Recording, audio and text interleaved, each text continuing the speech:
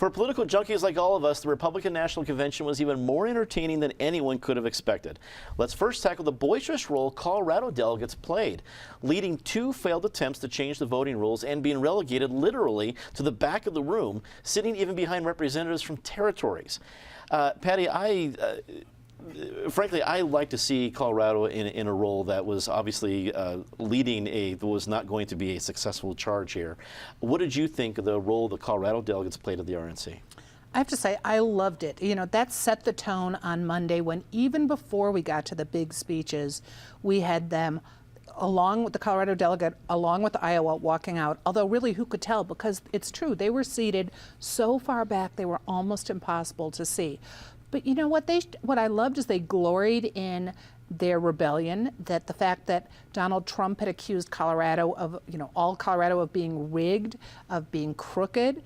Well, I'm glad these guys went to the wire and went for what they believed in, that they led the Free the Delegates vote. It didn't work once, it didn't work twice, but they stuck to their guns, and they really gave that early part of the convention a lot of liveliness. David, do you think the treatment of the Colorado delegates, because not only did they, state their opinion, it didn't make any change in any minds or the rules of the convention, but they were also booed and I don't want to say abused, but definitely got the attention of the Trump campaign. Is that going to make a difference? Is that going to have an effect in the general election and how it is campaigned here in Colorado? Yes, it's going to help the down-ticket Republicans by their strong separation from Trump. Notably, Senator Cory Gardner has not endorsed Trump. The former chair of the Republican Party, Ryan Call, has also refused to endorse Trump so far. By the way, there's nothing wrong with being seated behind delegates from the territories, such as the Commonwealth of Puerto Rico. They're American citizens, too, and they don't have to always sit at the back.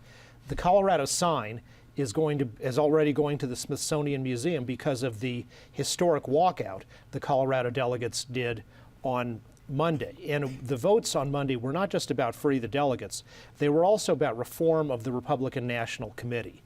And here's an important thing for the people who voted for Trump in the theory that he was anti-establishment. The core of the Republican establishment, the Republican National Committee, has no real ideology other than the maintenance of its own power, and they and Trump were very much aligned on that. It was the establishment together trying to crush the reforms, not on free the delegates, but just on the internal party procedures and take some power away from the RNC and devolve it down to the grassroots. The delegation stood strong for the 65,000 Colorado Republicans who turned out to caucus on a snowy and cold night in March, and they stood up to the bullying and to the lies which said that nobody had voted to choose them. They were chosen by the grassroots, and they represented them very honorably. Eric, I saw a couple different reports, one on Twitter talking about how Donald Trump's campaign at least assured, oh, don't worry, we're going to send busloads of people to Colorado to help get the ground game going, to help make this happen. I don't know if I can believe there's going to be any ground game whatsoever in Colorado if this is how the delegates are treated to this point, and this is the attitude generally to the state, and you have a campaign that's already focused on, I guess what he's going to create as swing states in his mind of being the Rust Belt. Do you think at this point, what we've seen from his treatment of Colorado Republicans, that Trump is going to write off Colorado? There's a premise to your question, which is that Trump has a ground game anywhere. The organization is not exactly a robust organization at that point. But your question is still a very good one. It's all going to be driven by polling, Dominic. If we get to late August, early September, and Trump is within shouting range in Colorado, yes, they will invest resources here. But my supposition is that that is not likely to happen. The Trump strategy, witness the Mike Pence pick, the Trump strategy is a Midwestern Rust Belt strategy. It's a swath from Pennsylvania to Ohio to Wisconsin to Iowa. And if he can turn those states and Florida, that's an electoral college majority. Put a huge if on that statement, particularly some of those states that have not voted for a Democratic presidential candidate a Republican presidential candidate in quite some period. But that's that's the strategy. I mean, I agree with Patty and David. Good for Colorado, good for sticking to their guns. I thought the whole effort was probably overhyped in the beginning. It was not destined for success. It was under-resourced, and it was relatively easily quashed by the Trump majority. But nonetheless, they stood up for it. All of this, in my mind, is a lot of noise. Conventions, yeah, they're 4 days, 4 nights. There's a lot of hoopla.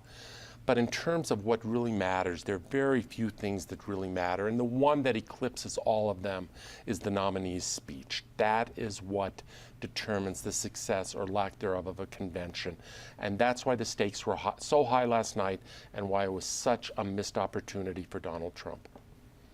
Natasha, Eric brings up a good point about conventions not really deciding the elections. And it's part of the political theory we're all talking about right now. But when people get into the voting booth in November or have it on their kitchen table a couple of weeks before, it's not about what they saw Monday night at the convention.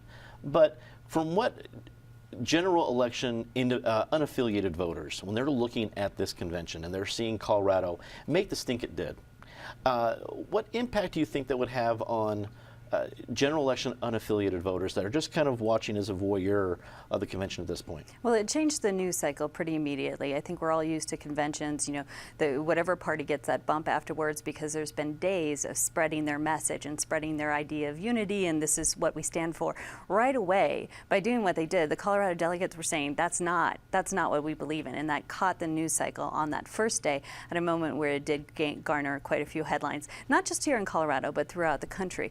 I think one of the interesting side effects of this is kind of the question of, well, what role do these conventions hold now in the future?